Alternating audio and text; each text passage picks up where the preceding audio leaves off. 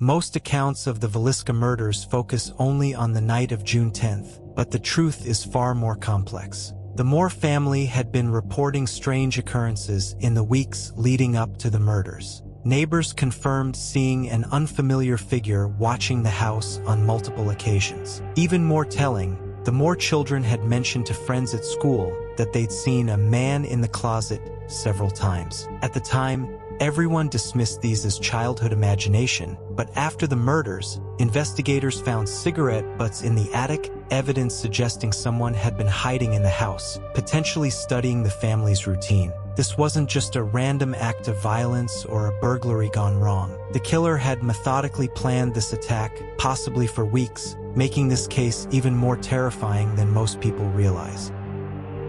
Now, this is where things get truly disturbing. While Reverend George Kelly was indeed tried twice for the murders, what most accounts leave out is that he actually confessed to the crime in detail. During police interrogation, Kelly described elements of the crime scene that hadn't been made public, including the exact positioning of the bodies and the covering of mirrors. His confession was thrown out because of questionable interrogation tactics, but something most people don't know is that Kelly had a history of peeping into windows and had been seen acting strangely at the church event the Moore family attended just hours before the murders. Perhaps most chilling, Kelly's wife later testified that he returned home that night with unexplained wet clothes, potentially from washing off blood, though this testimony was also suppressed in the trial.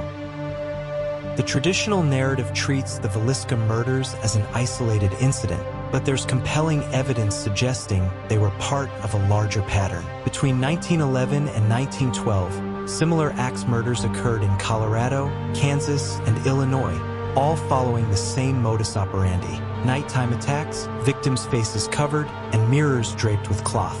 What connects these cases? The railroad. Each murder took place within walking distance of a train station, and interestingly, Reverend Kelly was known to travel frequently by train for his evangelical work.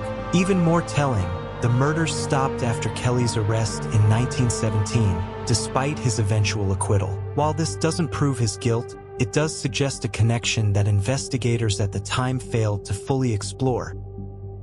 The Moore house has gained a reputation as one of America's most haunted locations, but there's more to this than just ghost stories. What's fascinating is the consistency of paranormal reports over decades, even from skeptics and law enforcement officials. Multiple visitors have independently reported hearing children's whispers saying the same phrases, "He's here," and "hide quick." Paranormal researchers have recorded temperature drops of up to 20 degrees in specific spots in the house, particularly in the children's bedroom. While I'm not claiming these are definitively supernatural occurrences, psychology experts suggest these experiences may be connected to the unresolved nature of the crime. The collective trauma of the town and the lack of closure has created a psychic imprint that continues to affect visitors to this day.